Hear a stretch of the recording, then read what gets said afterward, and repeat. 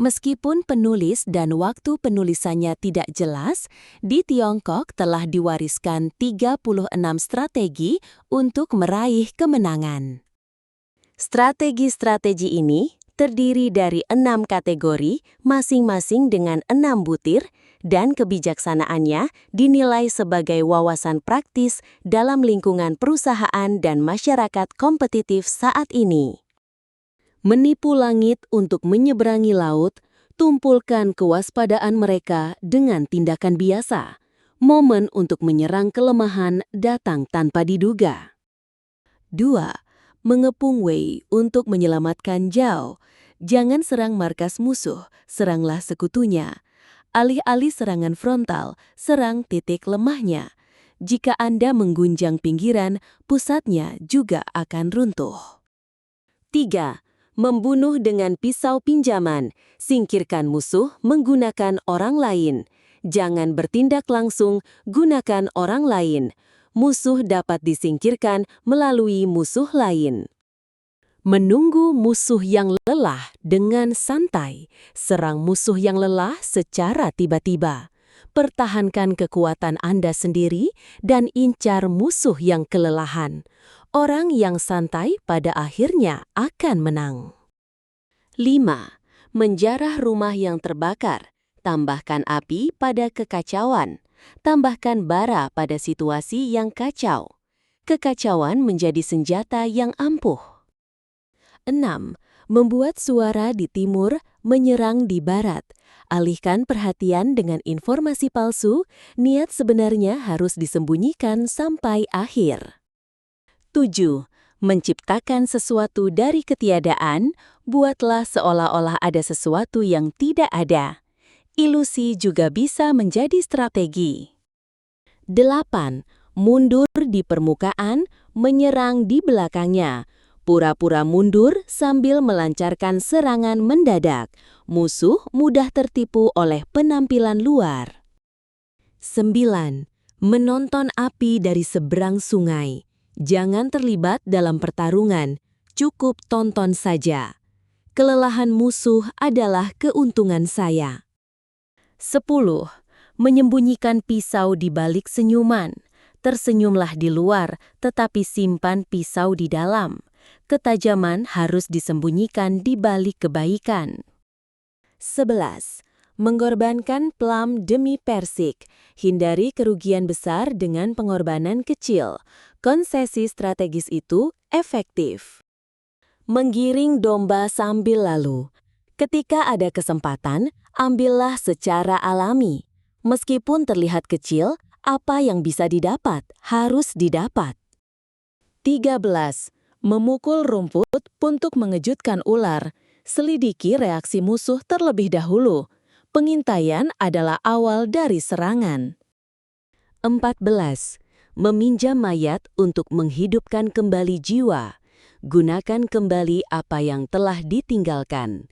Taktik lama pun terkadang bisa berguna. 15.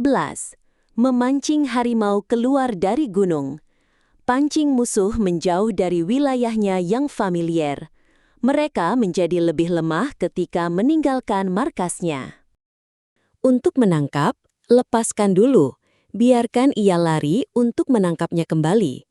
Memancing adalah awal dari penangkapan. 17. Melempar bata untuk mendapatkan giok. Gunakan sesuatu yang kecil sebagai umpan untuk menangkap sesuatu yang besar. Tanpa investasi, tidak ada keuntungan. Menangkap penjahat dengan menangkap rajanya. Kalahkan pemimpinnya, maka pasukannya akan goyah. Serang pusatnya. 19. Mencabut kayu bakar dari bawah kuali. Lebih efektif memotong sumber tenaga inti daripada menyerang penampilan luarnya.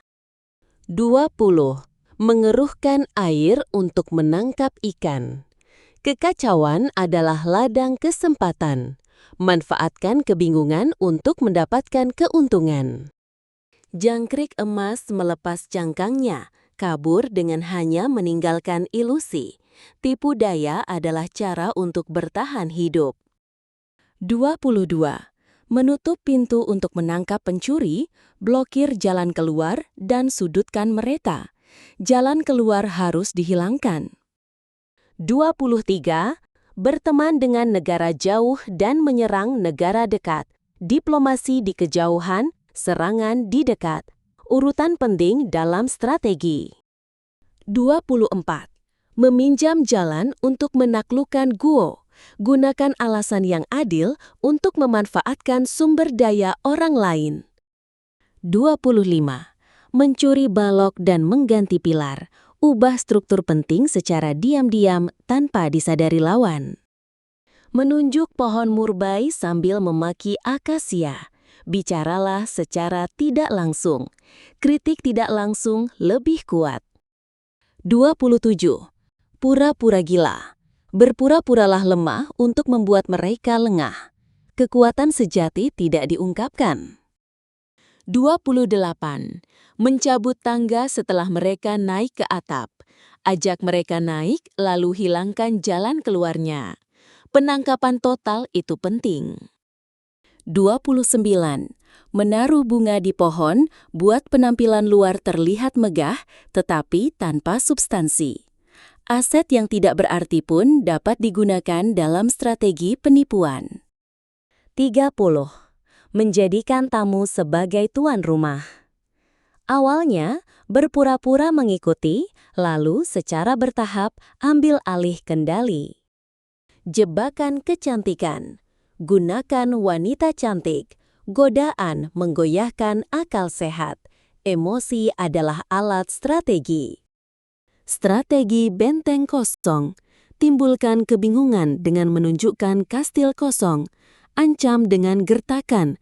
Meskipun kosong, martabat harus dipertahankan. 33. Strategi mata-mata balik. Manfaatkan mata-mata musuh. Jadikan mata-mata musuh sebagai mata-matamu. Perang psikologis adalah inti dari perang informasi. 34. Strategi melukai diri sendiri. Lukai diri sendiri untuk mendapatkan kepercayaan. Melukai diri sendiri adalah penyamaran paling ekstrim. Rasa sakit menciptakan kepercayaan. Strategi rantai, rangkai mereka bersama agar runtuh bersama. Hubungkan kelemahan mereka. Jika satu jatuh, semua akan jatuh. 36. Mundur adalah kebijakan terbaik. Mundur bukanlah kepengecutan. Anda harus bertahan hidup agar kesempatan datang lagi. Meskipun semua strategi ini diciptakan dalam konteks perang, strategi-strategi ini mengandung kebijaksanaan yang dapat diterapkan secara luas pada persaingan, negosiasi, manajemen, dan hubungan antar manusia di masyarakat modern.